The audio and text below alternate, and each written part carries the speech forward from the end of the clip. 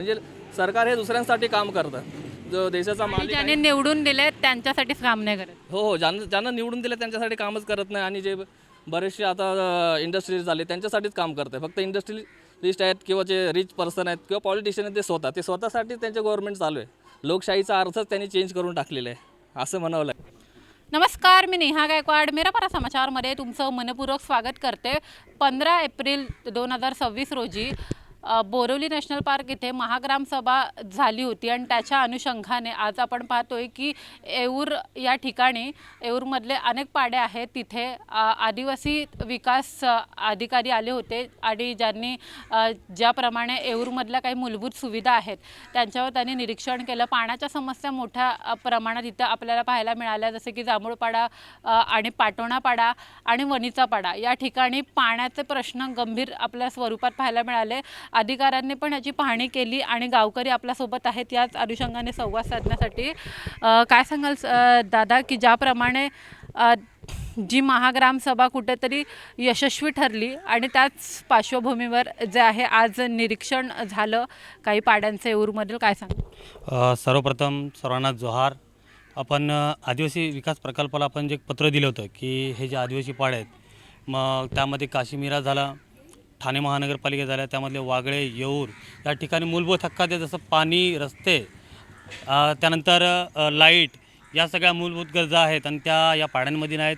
तर आपण पत्र दिलं होतं आणि त्या पत्राच्या अनुषंगाने अधिकारी येऊन आज त्यांनी पाहणी दौरा केला आणि त्या अनुषंगाने त्यांनी सर्व लिहून घेतलेलं आहे आणि त्यांनी नक्कीच सांगितलं की ह्या सर्व ज्या मूलभूत गरजा आहेत त्या तुम्हाला आम्ही नक्की उपलब्ध करून देऊ.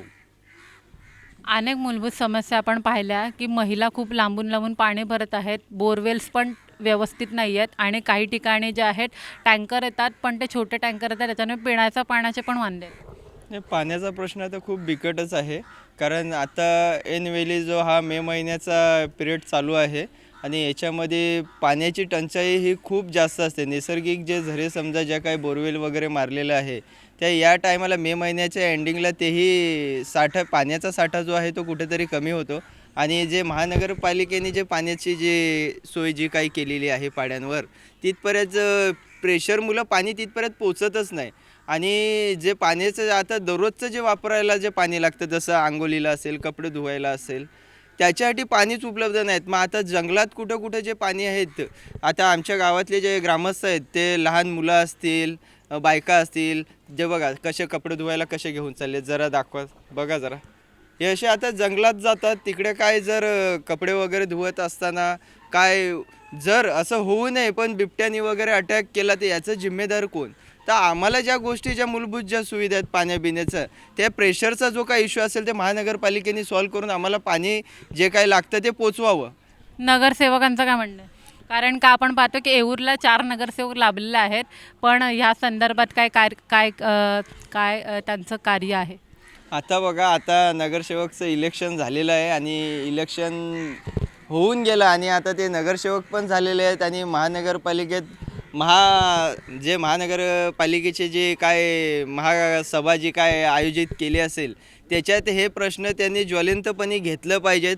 पण तसं काही दिसत नाही येऊरच्या बाबतीत. आणि येऊरचा जेव्हा जेव्हा प्रश्न येतो, या सगळ्या ज्या मूलभूत सुविधा ज्या काय उपलब्ध करून द्यायचा जेव्हा प्रश्न निर्माण होतो, तेव्हा ऐन वेळी जे काही नगरसेवक, आता चारही जे काही नगरसेवक आहेत त्यांच्या तोंडून फक्त एकमेव वाक्य निघतं का फॉरेस्ट डिपार्टमेंटची परमिशन न मिळाल्यामुळं आम्हाला तिथे काही काम करता येत नाही. बरं, मग हा इथं प्रश्न येतो की अनेक बंगले आहेत येऊरमध्ये, तिथं 24 तास पाणी असतं. तिथे मोठे मोठे आपण पाहतो की हे आहेत जे स्विमिंग पूल वगैरे आहेत आणि अनेक ठिकाणी वेगवेगळ्या गेम्स वगैरे आहेत काही काही ह्याच्या बंगल्यासमध्ये. मग तिथं 24 तासाची पाण्याची सुविधा असते, मग ते कसं काय शक्य आहे? जर गावकऱ्यांना पिण्याचं पाणी भेटत नाही, मग अशा ठिकाणी ह्या लोकांना कसं काय पाणी मिळतं आहे? हे बघा, हे कसं आहे माहिती आहे का, हे जे काय आमदार असतील, नगरसेवक असतील, त्याच्यानंतर वन विभागाचे काही अधिकारी असतील, यांची सगळ्यांची हात मिळवणी आहे आणि ते त्यांची सोय स्वतः कुठल्या पद्धतीने करून घेतात ते त्यांनाच माहिती. पण त्यांच्या ज्या काही सोयीसुविधा आहेत त्या पूर्ण करून घेतात. पण ज्यांच्या जीवावर ते निवडून आलेत आणि ज्यांना खरोखर मूलभूत सुविधा पोचवायला पाहिजेत त्यांना वर्षानुवर्षे हे लोक वंचितच ठेवतात.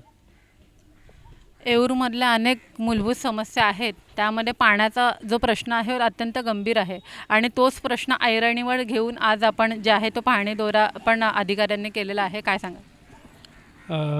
जोहार, मी विजय हरिश्चंद्र सांबरे, आदिवासी एकता परिषद मीरा भाईंदर.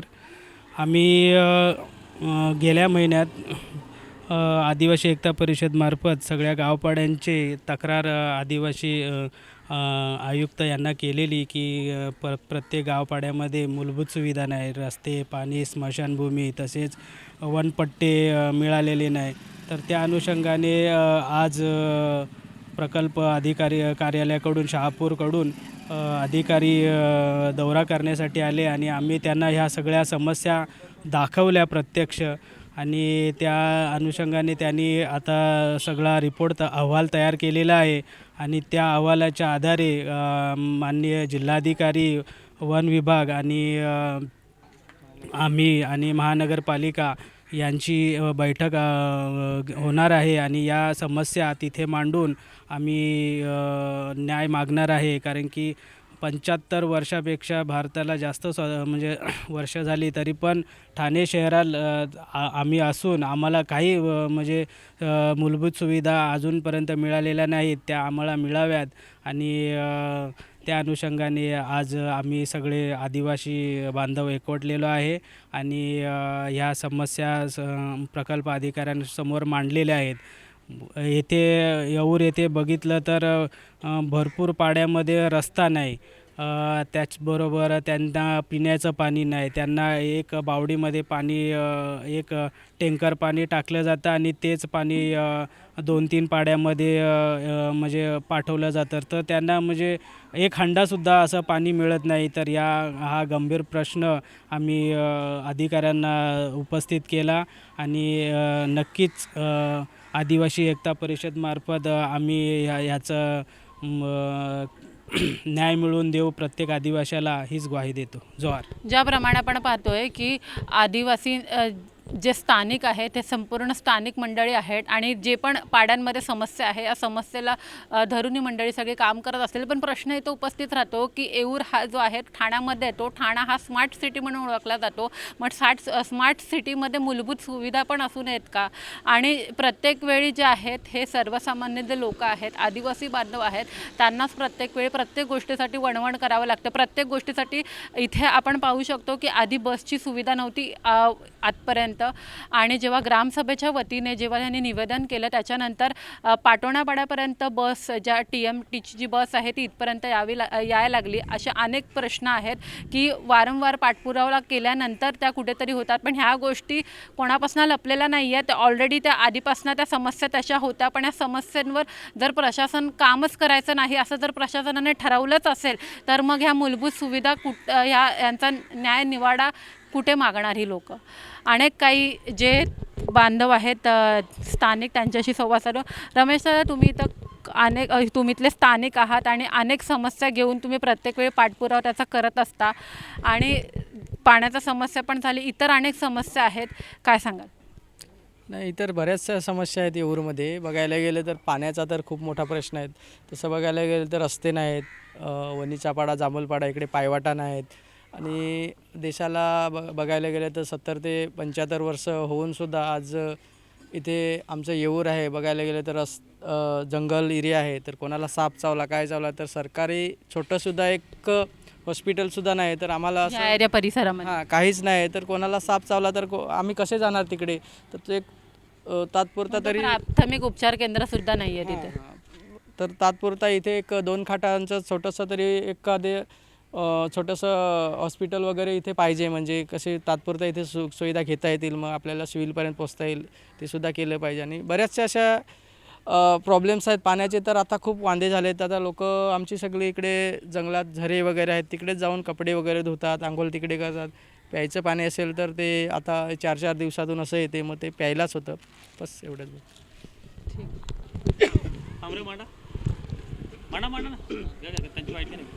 मांडा वागळे पूर्ण मांडा, मुंबईचा वागळे सगळे. जोहार सर्वांना. आता आपण जर हा प्रश्न बघतो की पाण्याचा प्रश्न, पण पाणी हे येतं कुठून? जेव्हा आपण बघायला जातो की पाणी हे आपल्या आदिवासी विभागामधूनच उचललं जातं. आणि तिथल्या स्थानिक लोकांनासुद्धा मिळत नाही. आता ते पाणी जर आपण मुंबईसारख्या महानगरपालिकेमध्ये घेऊन येतो, मुंबई ठाणा झालं महानगरपालिकांमध्ये, तर इथल्या आदिवासींनासुद्धा ते पाणी उपलब्ध होत नाही. म्हणजे आदिवासी भागातून आणून आदिवासींना द्यायचंच नाही, म्हणजे ते देतात कुणाला हे पाणी? आता बाहेरनं आलेले लोंढे पाण्याचा पण इथं भ्रष्टाचार चाललाय असं तुम्हाला म्हणायचं आहे का? 100% पाण्याचा भ्रष्टाचार आहेच. 100% पाण्याचा भ्रष्टाचार असं बोलू शकतो. कारण की मोठ्या मोठ्या बिल्डर लोकांना बांधण्यासाठी, कन्स्ट्रक्शन करण्यासाठी पाणी पुरवलं जातं, पण तेच पाणी आदिवासी विभागांमध्ये संघर्ष करावा लागतो लोकांना की पाणी मिळवण्यासाठी. तर हा पूर्ण मोठा पाणी नसेल तर जगणार कसं माणूस? त्या संघर्षामध्ये जर अडकून राहिला आदिवासी माणूस तर तो पुढे जाणार कसा? तर हे मूलभूत हा प्रश्न आहे. तरीसुद्धा आपलं जे काय सरकार हे आपल्याकडे लक्ष देत नाही. म्हणजे सरकार हे दुसऱ्यांसाठी काम करतं. जो देशाचा आणि मालिक ज्याने निवडून दिले त्यांच्यासाठीच काम नाही करत. हो, ज्यांना निवडून दिलं त्यांच्यासाठी कामच करत नाही. आणि जे बरेचसे आता इंडस्ट्रीज झाले त्यांच्यासाठीच काम करत आहे. फक्त इंडस्ट्रियलिस्ट आहेत किंवा जे रिच पर्सन आहेत किंवा पॉलिटिशियन आहेत ते स्वतःसाठी त्यांचे गव्हर्नमेंट चालू आहे. लोकशाहीचा अर्थच त्यांनी चेंज करून टाकलेला आहे असं म्हणावं लागेल. बस एवढंच. ज्याप्रमाणे आपण पाहतोय की लोकशाही नाही आहे तर सत्ताधाऱ्यांसाठी शाही आहे. आणि सत्ताधारी जर इकडे पैसेवाले जे आहेत त्यांचे सगळ्या सोयीसुविधा इथे इझिली पूर्ण होतात, पण जेव्हा सर्वसामान्यांना जर पाण्याचा प्रश्न इथं उपस्थित करायला लागतो, अनेक कोटेशन, अनेक परमिशन, अनेक प्रत्येक स्वरूपाचे त्याच्यामध्ये कायदे येतात आणि त्याच्यानंतर या सगळ्यांना पार करून तिथे पाण्याच्या सुविधा दिल्या जातील असं इथे आपल्याला पाहायला मिळतं. त्यामुळे अशाच अपडेटसोबत आपल्या जोडून राहा. नेहा गायकवाड, मेरा बरा समाचार, ठाणे.